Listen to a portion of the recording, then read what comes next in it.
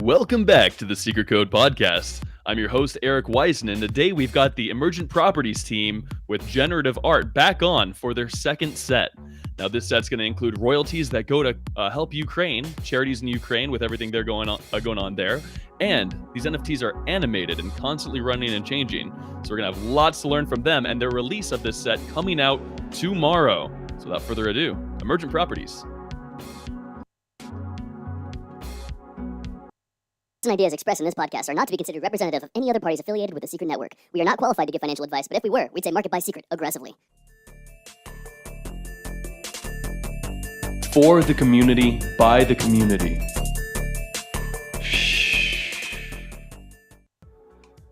All right, Sandy, David, Victor, Emil, and Ira, the team behind Emergent Properties. Welcome, you guys. Thank you so much for joining the show. Thanks, Eric. Cool. So, thank you. Glad to be here.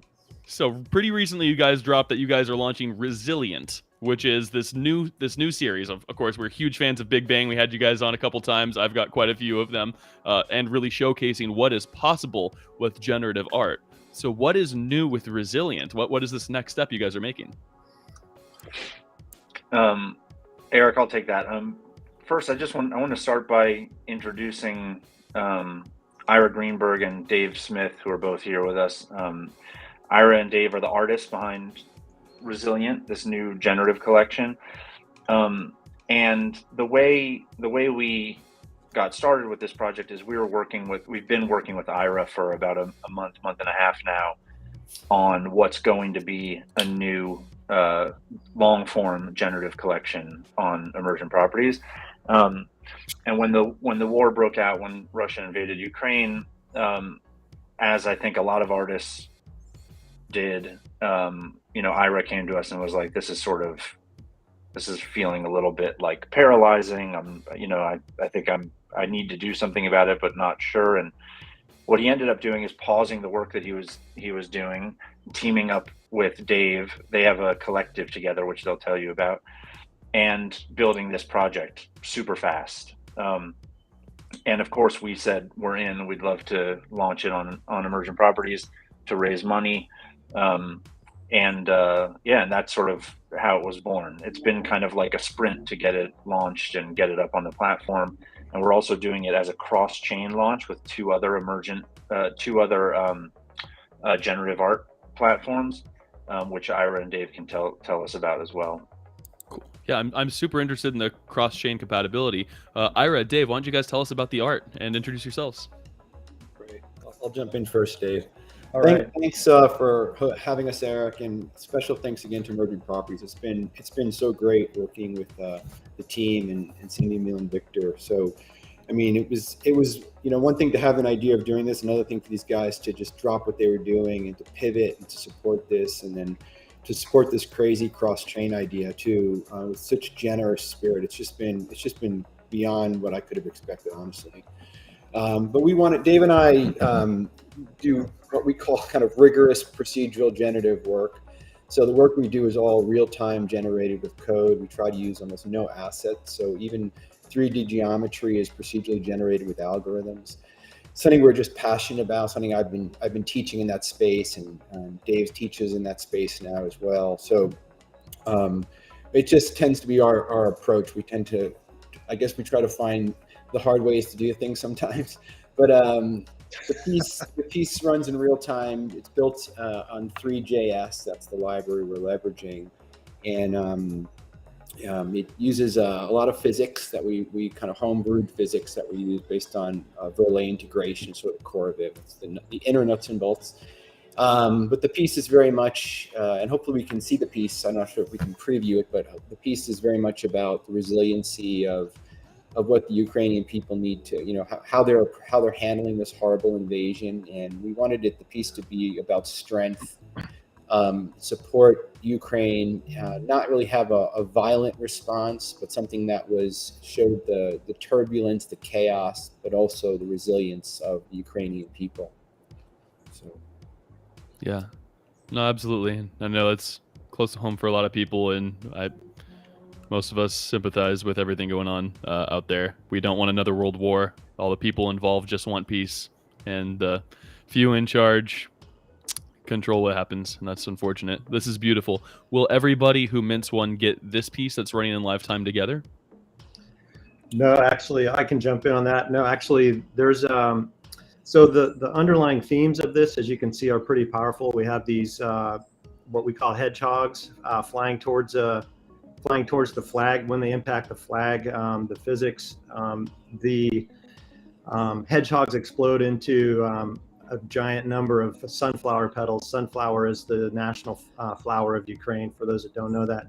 So each one of these pieces is generative and unique, deterministic by deterministic randomness. However, the main sort of underlying themes of the piece remain unchanged. So every piece, you'll see the flag, you'll see the hedgehogs, you'll see the petals, but there's subtle variations in each one, whether that be background color. And I think Emil has some special things in store for Secret with that to encourage people to collect all of them. That I'm sure he'll talk about as well. But so they're each unique, but they're also still in keeping with the main story kind of narrative behind the piece. Yeah. No, that's beautiful. It's focused, it's different, it's generative, it's animated, it's beautiful, and it's cross-chain. Guys, I mean, I was a huge fan of Big Bang. I love everything Emergent Properties does and stands for. I'm trying to get more people to build out on you guys, and they're trying to figure out how, because it's so novel.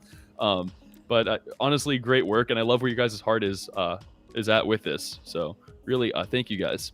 Could you walk us through what it means to do generative art cross-chain? What chains are you using? How do you access it? How do you control payments being the same amount? Like anything about this? This is so new. Yeah, I mean, we're working this out in real time too, to be honest, because as Emergent Properties has been scrambling, we've been scrambling. The other groups have been as well. In a lot of ways, this started because Clio Art, which is on Solana, is another emerging generative art space. You know, I guess these were all sort of related to art blocks, you know, the original art blocks, and other groups wanted to do kind of clean NFTs in a similar way, and maybe a little bit less kind of purely elitist what's happening with art blocks, but I don't want to criticize them at all. But so the Clio Art on Solana, it turned out, I was working with them for a drop also, and it turned out that a bunch of their team, most of the developers, were Ukraine based. So when the war happened, it was not just shock for us, but literally changed that whole situation overnight for me. And I was getting just harrowing tales from them about what was going on.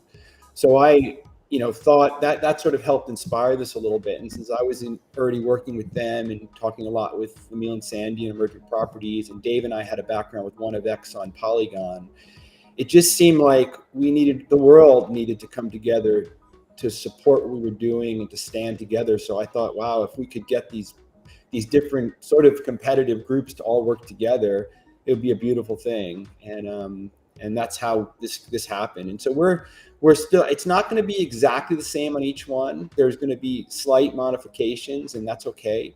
Number of quantities, how things are going to work in the secondary. We're still working that stuff out, but we're trying to find some type of balance between all these concerns right now.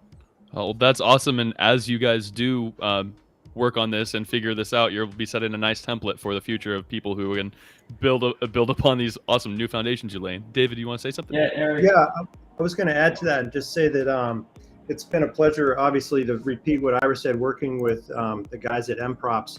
But what's really cool about this cross-chain effort is a couple of things, especially, at least for me, I really enjoy learning, and every one of these platforms that I work with, I learn something new. Each one of the blockchains and platforms has their own unique advantages, disadvantages, features. So we're sort of tailoring the drops, trying to kind of maximize those features. And I'll be the first to admit I certainly don't understand the Secret network in and out. I do the best I can to understand each one of the platforms we work with. But so I think, Secret, or Emil has some great ideas about how to market this on Secret. We've done some different things with One of X, and we're still working out some details with Clio Art. But it is really fascinating to continue to learn about all these new things. Wonderful. That's Yeah, super Eric, cool. just to jump in, this piece isn't going to be cross-chain in the sense that there's any way to bridge the assets between chains or anything like that. It's more like you could think about it as like three projects that have similar focuses on 3 different blockchains are all going to be featuring the same artwork at the same time. So more like multi-chain. Exactly, but we do feel like it's interesting because there's a lot of people are pretty siloed. I mean, I myself am pretty siloed, right? I'm a Cosmos guy. I learned development within Cosmos. I learned within Secret, and then I've been expanding beyond that. Meanwhile, every person here besides me is like obsessed with. Well, I think everyone is obsessed with FX Hash, which is on Tezos. Which is a totally different chain that I don't know about. And then at the same time, Polygon has one of X, and then there's CleoArt on Solana, and you end up with like everyone's loving the same thing and looking what everyone else is doing. I think this will be beneficial for Secret Network specifically because the people will say, oh, this is available on other ones. Let me learn about those other chains, etc. So. Yeah. And guys, if you were playing this back and listening to this on podcast, you do need to check out the YouTube video. Right now, I just found out you can, like, not only is this like incredibly scalable where you can zoom in and out incredibly detail, which I'd love to hear how far exactly you can do that, but then I can grab and move all around the image in full 3D. Like, check this out. This is dope. Thanks. Speaking of the multi-chain or cross-chain and the different sort of pros and cons or features of each of these 3 chains that's going to be hosting Resilient. On Secret Network, as we know, we've got some special privacy functionality, and for NFTs, private metadata. So we're doing 2 things that only Secret allows us to do with Resilient. One is the collector, the kind of exclusive ownership or exclusive access that the collector will get. So the actual interactive animated 3D piece will only be accessible by the owner. Each output, each edition of the collection will be represented by a static frame of that animation. But what you're doing right now, Eric, what you're playing with, that'll only be accessible. It's so addicting. To you if you own one, basically. The other piece is, just like we did with the Big Bang, where we introduced the idea of collector input, owner input into the piece. For Resilient, we're going to be as Dave mentioned, the artwork itself is pretty standard, and the changes from one edition to the other are relatively subtle, although they're there and each one is wholly unique. We're offering we're giving each collector the capability to choose their own background color from a palette of 16 colors, and that's designed to add that kind of playfulness and kind of novel gamification and participation that emergent properties we want emergent properties to be known for going forward. But it also is going to encourage people to collect more than one. So the mint price of 4 Secret is intentionally low for 2 reasons. One, we want people to be able to support this cause without sort of even thinking about it. We want it to be like a sort of reflexive, yeah, I'm in, let me help, 4 Secret, no sweat. But then we're doing this multiple background colors thing for people who might want to donate more than 4 Secret to maybe go out there and collect all 16, for example. Secondly, 100% of the proceeds from the primary sales are going to go to charity, as well as 100% of the secondary sales on Stash in perpetuity. So every time one of these things changes hands, that money is going to go to the charity as well. And what we would love to see happen is collectors buy, flip, rebuy, trade with each other, kind of game the thing with friends, because even if you resell the thing at mint price or below, all that money is going to a good cause. Guys, this is what I'm hearing in crypto for. It's one thing to be like, oh yeah, this is going on Ukraine, let's do something with their flag and make something cool, and people who care will buy this and we can make money on it. but instead you're doing this to help actually support the cause. You're using your brilliance, your innovation and whatnot to support something bigger than yourselves. And that is super cool. And I'm torn because like I want this so I can play with it and whatnot. But then when I'm going to try to buy some, but then at the same time, I don't want to hold it forever like I usually do with my NFTs, because by holding it forever, you don't support the cause that way. And so you want to have it, play with it, mess with it, and then sell it on Stash, and then use that money to buy another one, and really make the most of this, to have fun, to stay focused, and to actually help and contribute. So this is a beautiful project, you guys. Yeah. So there's also like the idea that you could sell it, and then you want to show it to some people, so just go and rebuy it at a party or something, and then you put it back on sale and you're done with it, and then other people take it, and it just keeps moving like that. The other thing we heard from Stash is that they're going to be releasing, they didn't give us, I'm not sure when, but auctions are coming very soon on it. Good. Are coming to Stash. And so it kind of almost gives the buyers the ability to host their own little charity, you could say, by doing an auction for it and seeing who can do it for the most. Sorry, Victor, I cut you off. I'll let you say what you're going to do. Yeah, no, exactly that. That for us, we see each one of the projects as an opportunity to introduce some sort of innovation. And this particular token has two aspects of innovation. The first one is 100% royalties, which is, in part not only for American properties, but by NFT in general, but also this contract in particular will translate every secret which is required to acquire, it's going to be used for royalties as well. Everything's going to be converted to secret, so everything it's going to be transparent, and we see this as an opportunity to have a template, if you will, of a charity NFT that could be used in the future for other causes. Mm-hmm. Yeah, Eric, I hope that just to clarify what Victor was saying. So basically, when you place an order for this, it goes into a wallet, or it goes into the contract that the For Secret does.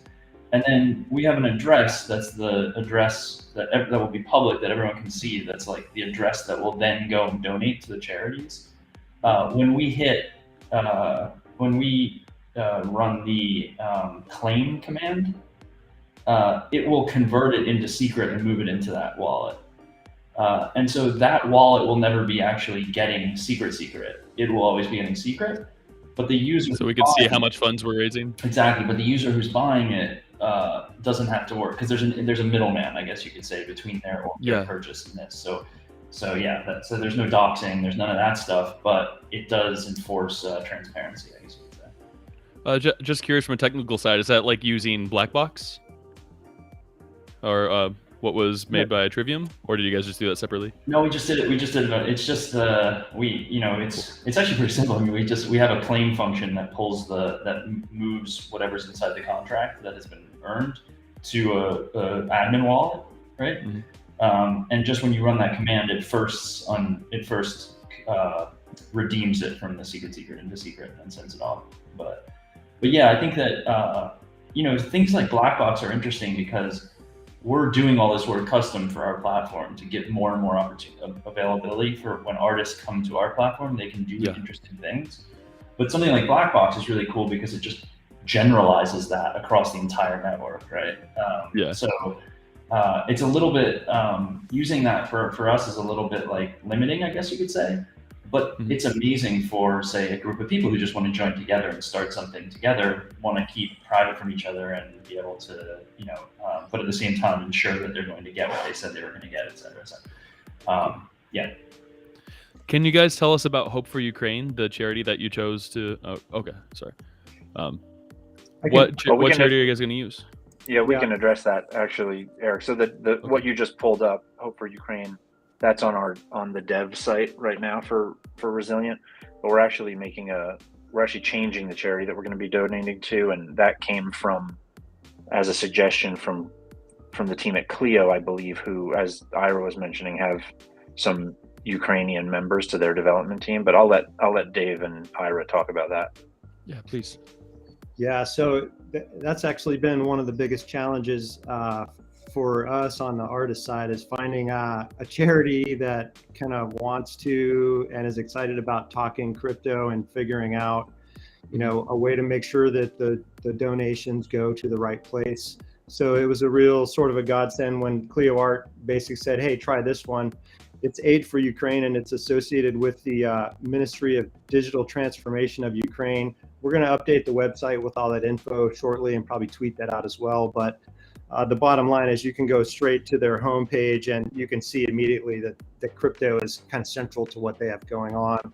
So I talked with them quite a bit on Twitter yesterday, and we're going to set things up to have everything from each of the platforms go to them. It seems like the right and sensible thing to do, and it's going to allow for easy transparency for all the funds, so people know where their money's going. That's awesome. Yeah, that's very cool. I had the Private Pandas NFT set on here, and they did, of course, they did half of their sales and whatnot going to help animal charities in Africa, which is, again, super cool. I want more NFT projects to not be cash grabs and more of them to be about being something more. Honestly, guys, For sure. I'm really proud of you. Thank you guys for doing this. What an excellent cause. Yeah, we will update the website, but that's a really good point of what I mean. Things are changing, and it will be changing. So for us too, we face the challenge that even a cash grab for a good cause wouldn't be enough. Yeah, because absolutely. The people in Ukraine, they need things right now, but they will keep needing things for many years. And now all the destruction that we are seeing, and it has to be rebuilt, and we all want it to be better than before. So this effort is going to help us, keep helping and provide a way for organizations and individuals to keep helping as well. So we're really excited. Now, since you're doing this on multiple chains, are you using the private metadata for anything other than just access to this?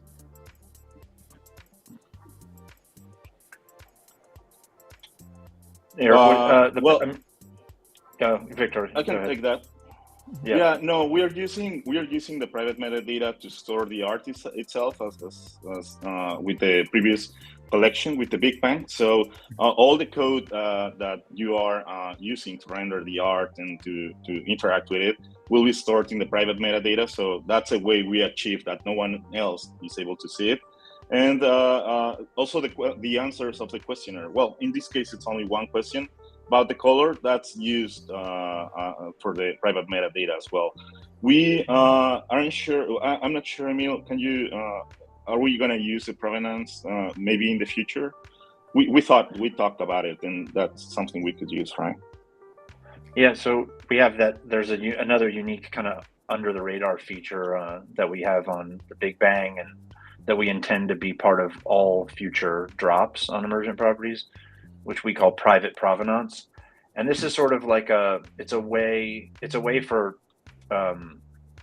collectors over a long period of time, for collectors to sort of talk to each other, I guess, through the changing of hands of pieces.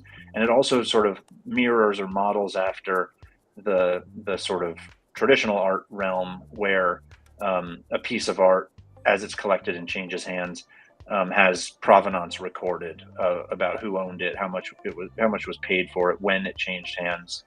It's like a Carfax for your NFT.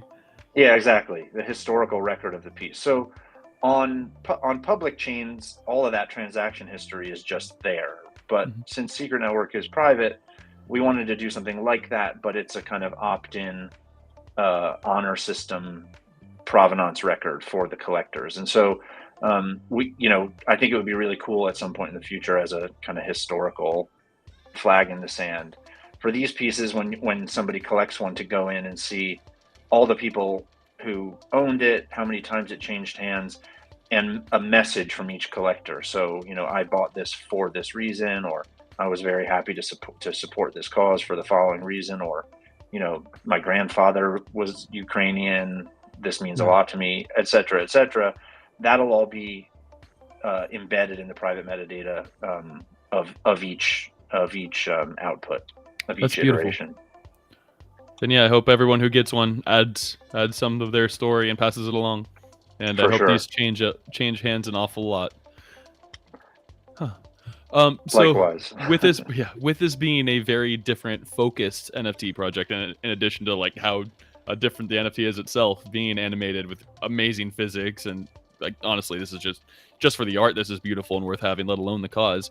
What does a roadmap look like for this, other than is it just try to keep it continuous? Is this going to be used for anything in the future? Or Well, I mean, in some ways, it's a little bit of like a preview of the longer form project that we're going to be launching with Ira in the future. Not aesthetically, I mean, not in subject matter, obviously, but you know, I mean, actually, I think it would be nice if Ira and Dave could just give a quick sort of spiel about their Please. own background and their own history, because I think that both of them are sort of OGs in this space. Ira wrote a book, as one example. Ira wrote a book on processing in the very, very early days of processing, and nice. it's important to know the sort of bios of these two amazing artists so that people kind of know what they're collecting, what they're buying. But in terms of roadmap, Eric, this is like a little bit of a it's a little bit of a left turn for us on a project that we were already embarking on with Ira. And I think it'll just be exciting for people to be able to say, I own this piece, and now I'm excited about this collection that's launching with Ira on Emergent Properties in the future. Yeah. 100%. Well, if this is a demo of a sidetrack of what you guys threw together, I can't wait to see what you guys have in store for your a real long form project that's more self-serving than wow. Eric, I'm happy to jump in there. Please.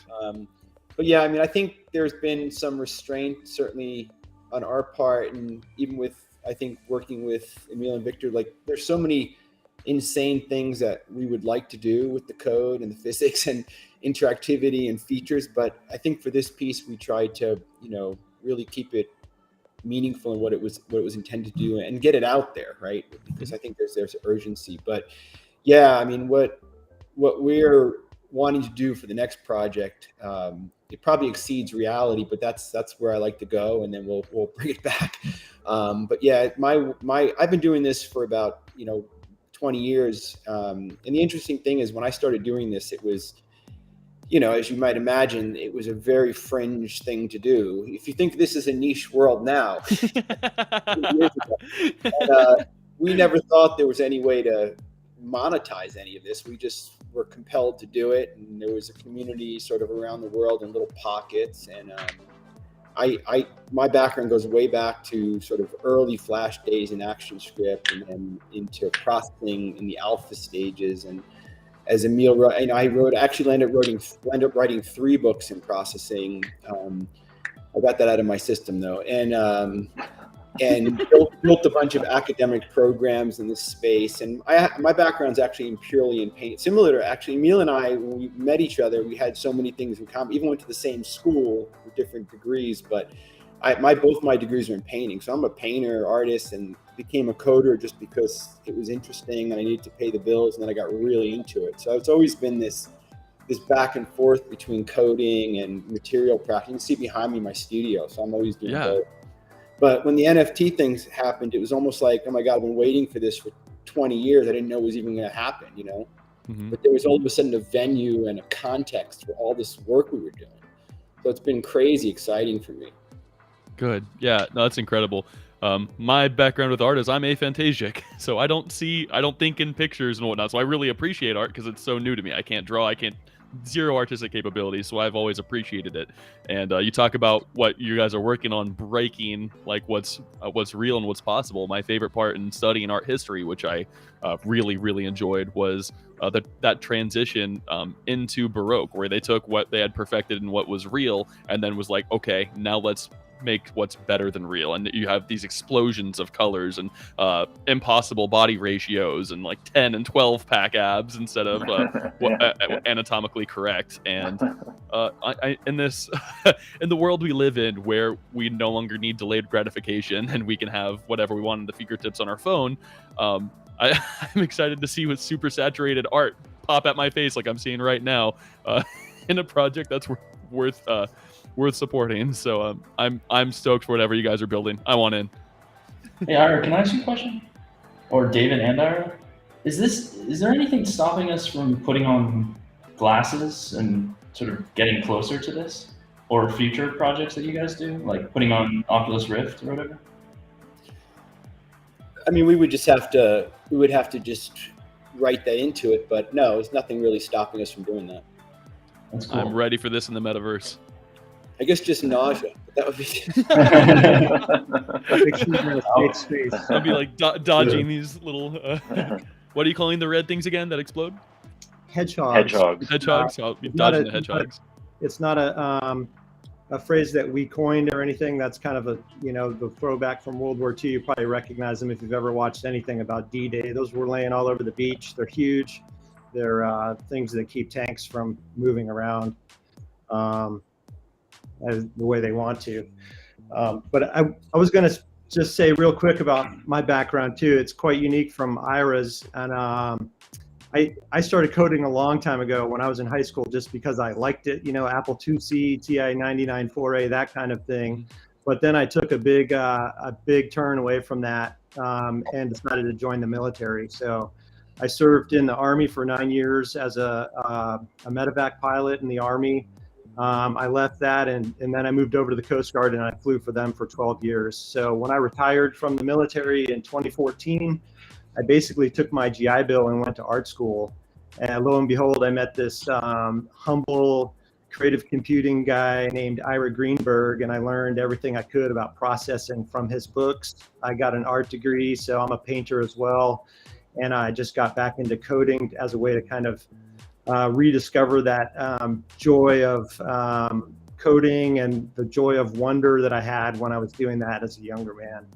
So it's been great to work with Ira and bring myself up to speed in this generative art world through his tuition. He's a mentor of mine, and I definitely had a big hand in this project, but I cannot take any credit at all for the physics. That's all Ira's awesome decades of work, and I'm just proud to be part of the team and part of this project and part of the crypto space moving forward. David, thank you for your service. I'm so glad that you guys found each other and that you guys are taking your interests and your expertise to really found new levels. A lot of people, it's easy to recreate stuff with your own spin, but the actual innovation of what's new is fascinating and awesome. Yeah. Awesome job, guys. How did you guys find Sacred Eye and Emergent Properties and Secret Network? How did you guys all connect?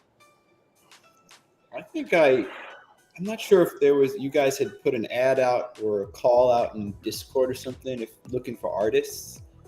I mean, I think we had mentioned it a little bit, but Ira, I came across you talking on Twitter, I think, with somebody else who's in the secret community. There was kind of like and then went and did a deep dive in your work, collected some of your work from off of one of X. And then reached out. Yeah, I mean, the internet. That's how we connected. Yeah, and wondrous talking a little bit more about the roadmap and future plans. Emil and we've been reaching out a lot of really talented artists, Ira being one of them. But the plan for us is to incorporate the art of artists around the world into Emergent Properties and to enable more capabilities into that, right? So we are going to have a creative section of artists. Ira's work and Dave's work is going to be on that for sure. We have an infinite list of other contacts, and we're working in many different projects. In the other hand, something really interesting that we're doing is half of the Emerging Properties team is Mexican. So we, as a team, we want to encourage and empower the Latin American and Mexican developers and artists to work together and to mint art into all these different platforms, right? Of course, we love ours, but there's just too many of them. And this effort, this project can tell about our collaboration efforts, right? We just love the art, and we mean what we love. We will put what we love in our platform, and we will integrate the world and hopefully Latin American people into this new world. So we're doing that, and we will do our first podcast in Espanol. So it'll be, we will learn from you guys, and we will keep you posted. So if anyone's a Spanish speaker here, please, That's wonderful. We just had Alberto on, Alberto Davila from Iberoamerica on, and he's setting up a DAO for developing more like a DAO to help fund and grow the Web3 development community in Latin America. He's in Brazil, but he's reaching out with a lot of people in Mexico. I live about an hour north of the border, so I grew up speaking Spanish, and most of my classmates were Mexican, and we definitely need to reach out to that community because really Latin American countries are who's hurt most by U.S. inflation. And I don't think that gets talked about enough because they're underrepresented in media channels in crypto. And so we see El Salvador make that move to migrate towards Bitcoin. And I think that's going to really catch on. And so we need more development coming from those areas. So awesome job. I'm stoked for the podcast you guys set up. And do connect with him, as well as Cosmos Haas does a wonderful job. We just, for Hydro Finance, we're on his Cosmos Spaces. And on Sunday nights, they also do Spanish ones. So let's keep growing that community. Awesome job. Awesome. Yeah, that's it. Cool. Well, we know the mint is taking place tomorrow for only 4 secret. Guys, buy but do not hold. Go get these and then enjoy them. Mess with them like I've been doing during the entirety of this video because this is super cool and fun. And then sell them. And let's try to raise as much money to support Ukraine as we possibly can. I love the project. I love the idea. And I love that this is just a snapshot for what you guys do have in store. Thanks so much, Eric. I love that, by the way. Don't hold. Yeah. Do not hold. I don't think I've sold an NFT yet. Like I've just bought a ton. So this is going to be new for me, but I will do what it takes to support the cause. So thank you guys so much. Where do we go to mint tomorrow and at what time? It's at noon Eastern time tomorrow, 1600 UST and UTC. What is it? UTC. Yeah. And so noon Eastern time, 1600 UTC at emprops.io. Emprops.io. We'll link that in the episode description, and we'll also link the Discord because you guys are sharing the same Discord that you use for Big Bang, correct? That's right. Yeah. Emprops Discord. Right. Wonderful. Then I hope more people connect, share their stories, and get involved. And let's see this not only raise tons of money and support a great cause, but let's see people share their stories and get connected as a community and rally behind this. So, guys, I appreciate you. Thank you for this project. I'm very excited. And oh, that was so cool. A coin just like came straight at the screen, almost hit the camera. Thank you, guys. Thanks for having us. Thanks, Eric. Appreciate it.